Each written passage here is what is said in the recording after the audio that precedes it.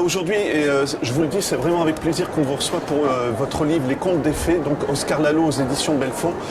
Déjà, j'ai envie de vous parler de l'introduction du livre, parce que c'est une réflexion sur l'écrivain et la raison pour laquelle on écrit. Est-ce que vous pouvez nous dire, est-ce que c'est venu après avoir écrit le roman ou vous vous posiez déjà toutes ces questions? Non, la vérité, ça s'appelle un incipit, donc, en latin, c'est-à-dire, en fait, je suis mon éditrice, la première fois que je l'ai rencontrée, donc j'ai envoyé le manuscrit et elle m'a convoqué en disant que ça l'intéressait. Et elle m'a dit, j'aimerais que vous écriviez un incipit. Et il se trouve que dans le métro, en venant la rencontrer, j'avais commencé à en écrire un. Donc c'était vraiment, je me suis dit, tiens, c'est avec elle que j'ai envie de travailler. Et c'est marrant par rapport à ce qu'on se disait hors micro. Ouais. C'est cette frontière très délicate entre... parce qu'Aragon disait que même quand on écrit la biographie de quelqu'un, on n'écrit que sur soi. Donc cette frontière très délicate à laquelle... En fait, ce livre, c'est un livre d'un genre un peu particulier. Et je ne parle pas du genre littéraire. Je parle de la matérialité du livre. Ouais. C'est un livre fragile. Oui, c'est du genre qui se casse si on le fait tomber. Voilà. Et on imagine le travail que vous avez... Parce que moi, j'avais écrit « Travail d'orfèvre ». Voilà, je vous envoie des fleurs. C'est fabuleux, non, mais c'est merveilleux que vous disiez ça, puisqu'effectivement, le but, ça a été de ciseler chaque mot. Voilà. Et en fait, c'est intéressant que vous disiez ça, parce que d'abord, c'est un livre délicat à commenter d'abord, parce que c'est un livre qui n'est pas fait pour les interviews, qui n'est pas fait pour en parler, parce que c'est un livre sur l'indicible. Ouais. Donc c'est un livre qui est fait pour en écrire sur l'indicible, c'est pas... Voilà, écrire sur l'indicible, c'est pas facile non plus. C'est un oxymore. Ouais. Parler de l'indicible, c'est un oxymore. Et c'est un livre délicat à écrire parce que c'est presque un livre qui s'écrit même pas sur la pointe des pieds, mais sur la pointe des doigts, j'ai envie de dire. Et c'est vrai que pour ça, je ne pouvais pas rêver de meilleure collection que la collection Pointillé, qui est la collection littéraire française chez Belfond. D'accord. Parce que ça a été ça l'écriture de ce livre. Écrire sur une ligne pointillée sans jamais s'en écarter. Ça a été écrire avec la crainte de tomber entre chaque pointillé, avec la conscience aiguë qu'un écart d'1 millimètre à gauche ou à droite pouvait trahir la pensée. Et donc avec un cahier des charges très strict qui était d'écrire sans montrer. C'est vrai qu'on comprend vraiment en lisant à travers les lignes ce qui se passe, quoi. Est-ce qu'on peut parler un peu de l'intrigue ou pas? Bien sûr. C'est vraiment, voilà, comment ça s'appelle, un home, c'est ça? On part en vacances, quoi, colonie de vacances. Absolument, colonie de vacances. Un home, ça fait un peu plus, ça se vend un peu plus distingué, voilà. C'est ça. Et c'est pas des familles pauvres, mais c'est plutôt des familles bien... Oui, enfin, il y a un peu de tout, mais... je dirais cadre supérieur, voilà. C'est ça, médecin. En plus, on découvre... Voilà. Moi, j'ai pas envie de trop dévoiler parce que vraiment, moi, je me suis laissé surprendre. J'aimerais que le lecteur se fasse surprendre. Mais ce que je trouve, c'est qu'il y a une souffrance. Enfin, c'est un livre sur la souffrance. Je ne sais pas si vous voyez ce que je veux vous dire. Parce que l'enfant est en vacances, il est malheureux parce qu'il n'a pas envie d'être sans ses parents. Ses parents sont contents d'être débarrassés de lui, donc souffrance. Et ce qui va s'y passer, là, pour le coup, je ne vais peut-être pas le dire. Mais voilà, ce que vous disiez, c'est vraiment intéressant parce que vous êtes sur un pointillé, mais il ne faut pas tomber dans l'exagération et dans le non-dit. Absolument. Quoi. Et c'est même pas... C'est amusant parce que souvent, dans mes vies passées, on m'a souvent demandé si le fait que mes vies passées aient un lien avec le droit avait eu une influence sur mon écriture. Parce que je pense que vous avez remarqué, c'est aussi un livre un peu juridique. Voilà. Et j'y ai réfléchi puisqu'on me l'a demandé à plusieurs reprises et je pense pas, et je pense que mon passé d'avocat et d'enseignant du droit m'a permis, et je reviens sur ce que vous dites, de m'en tenir aux faits, de qualifier juridiquement, mais peut-être le plus, ça a été de ciseler les mots, de les choisir et de les soumettre au narrateur qui les a interrogés au fil de son enquête. Donc je pense que tout ce passé juridique et judiciaire a fait que j'ai été le greffier qui aura, en tout cas je l'espère, réussi à traduire par écrit ce qui ne pouvait pas se dire. Prendre la place d'un enfant, du coup, est-ce que c'est facile? Parce que là aussi, le langage d'un enfant, on peut tomber dans le cliché, le petit enfant qui comprend C'est pas. ça. Et encore une fois, je vous envoie des fleurs, mais c'est bouleversant cette façon de voir parce qu'il découvre que la méchanceté, quoi, je dirais en général. C'est ça. Alors j'ai envie de dire qu'il y a deux choses. C'est pour ça qu'il y a un moment dans la troisième partie, sans dévoiler, il y a le narrateur à 65 ans, Ouais. qui a l'apparence d'un adulte mais qui est toujours un enfant. Et je crois que c'est le propre de la vie d'abord deux choses, sans faire du bouddhisme, qui est que la vie est souffrance. C'est-à-dire que la vie est souffrance. Je vais le regarder partout autour. Et il faut arriver à vivre avec et sans, j'ai envie de dire. Mais c'est en vivant avec qu'on arrive à vivre sans. Alors je rebondis parce que c'est passionnant, mais du coup, est-ce qu'on peut ne pas se sentir coupable quand on est heureux? Ou est-ce Alors, qu'il faut je pense qu'il ne justement faut pas se sentir profiter? coupable d'être heureux, parce que je pense que c'est justement, j'ai envie de dire, la seule chose qu'il faut, c'est pas... c'est prendre ce qui est. C'est-à-dire que le bonheur, savoir puisque de toute aussi. façon, tout change en permanence. Et le chemin de cet enfant, c'est un peu plus compliqué, puisque c'est aussi un livre qui concerne tous les êtres humains, c'est comment on devient adulte. Il y a des gens qui deviennent adultes à 6 ans. Je crois qu'à un moment, je le dis, que dans les enfants, il y en avait qui devenaient instantanément adultes et d'autres indéfiniment enfants. Et je ne sais pas quel est le pire. Mais il y a un moment, il faut faire la bascule pour devenir adulte.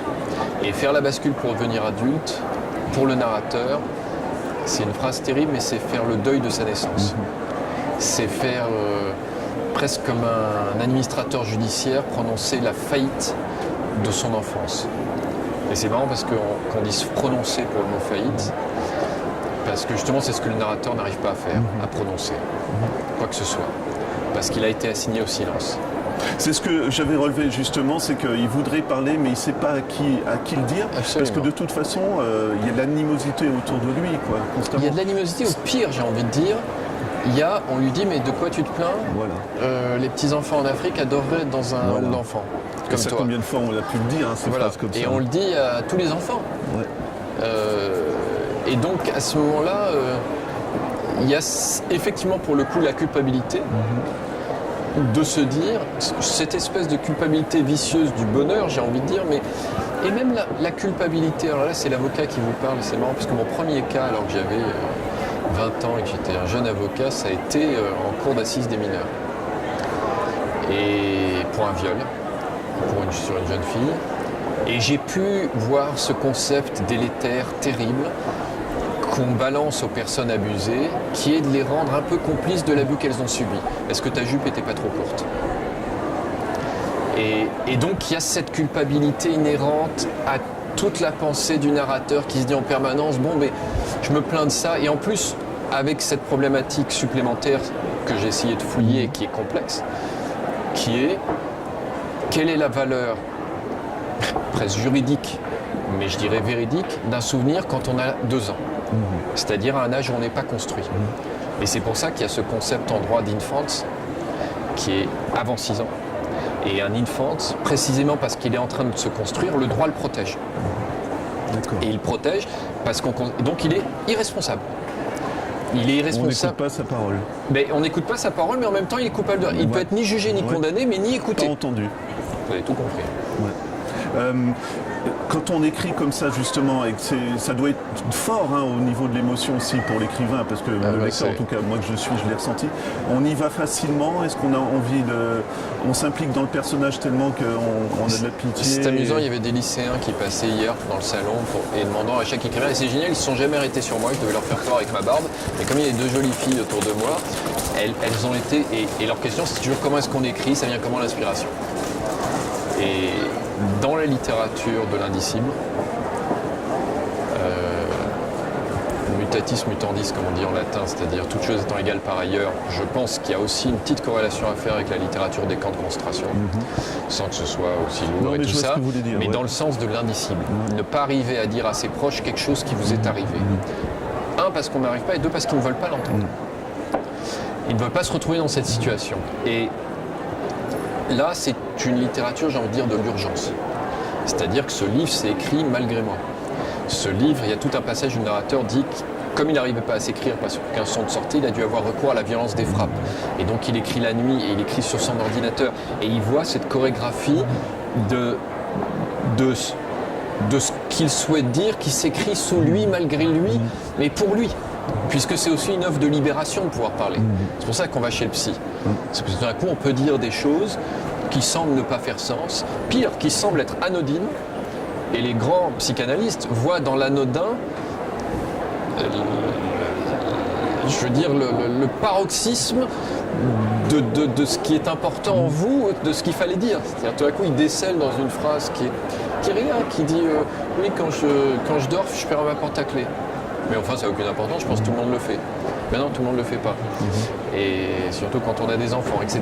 Donc le narrateur est confronté à tout ça, et c'est cette espèce de tango, je ne sais pas pourquoi cette image me vient, parce qu'il y a quelque chose d'assez radical dans le tango. C'est pas fluide, c'est dur comme ça, où il passe de...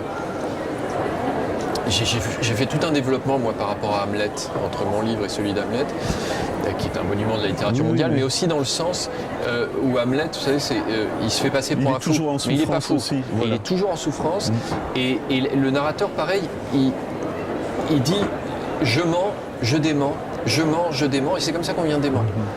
Et puis, quand les images lui apparaissent dans leur...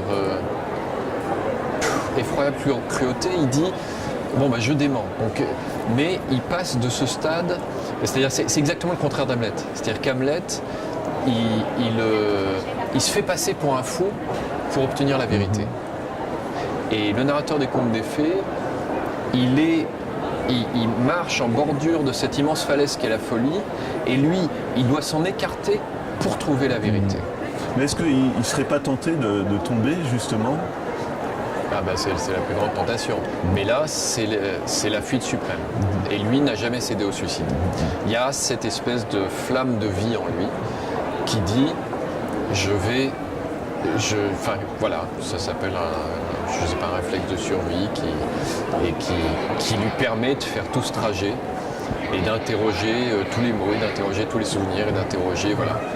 Moi, je rentre un petit peu dans la cuisine de l'écrivain. Il y a quand même une progression dramatique aussi. Il faut tenir le lecteur en haleine, on est d'accord. Comment on met ça en place ? Ça vous est venu ? C'était linéaire, l'histoire, ou il y avait des scènes que vous vouliez écrire tout de suite Il y a beaucoup de choses qui sont imposées dans ce livre.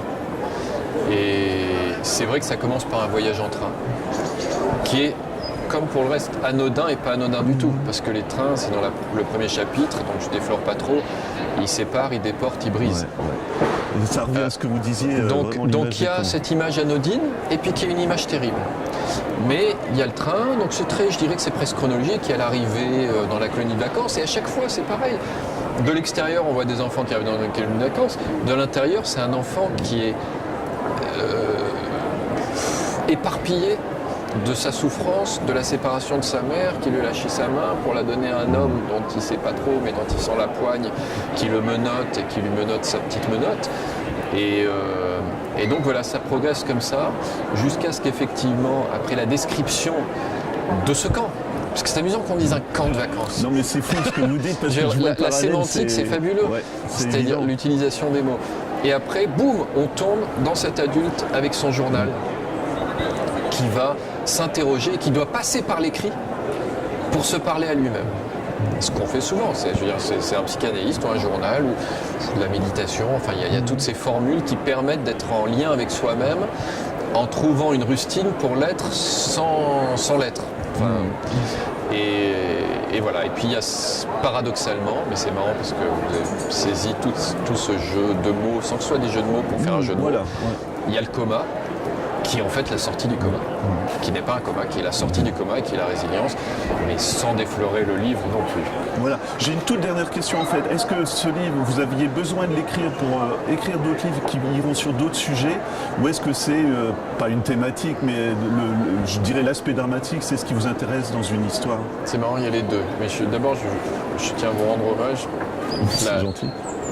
Finesse avec laquelle vous l'avez lu. Depuis le début, vous êtes... Et il y a effectivement les deux. C'est-à-dire qu'il y a une thématique qui me touche de très près, parce que je connais des enfants, c'est marrant, je continue à les appeler des enfants qui sont adultes, et qui ont été abusés. Et j'ai participé de l'extérieur, parce qu'ils sont dans mon environnement familial, à leur déconstruction, c'est-à-dire à leur incapacité de se construire. Et donc il fallait. Et puis, il fallait, c'est incroyable que vous ayez dit ça, pour moi, enfin je le réalise a posteriori, il me fallait écrire ce livre pour en écrire d'autres. Peut-être qu'il me fallait écrire ce livre pour vivre, tout simplement. Merci beaucoup Oscar Lano. Je rappelle donc le titre de votre roman, Les Contes des Fées aux éditions Belfond, et je pense que vous avez compris que je l'avais vraiment apprécié. Merci encore. Merci.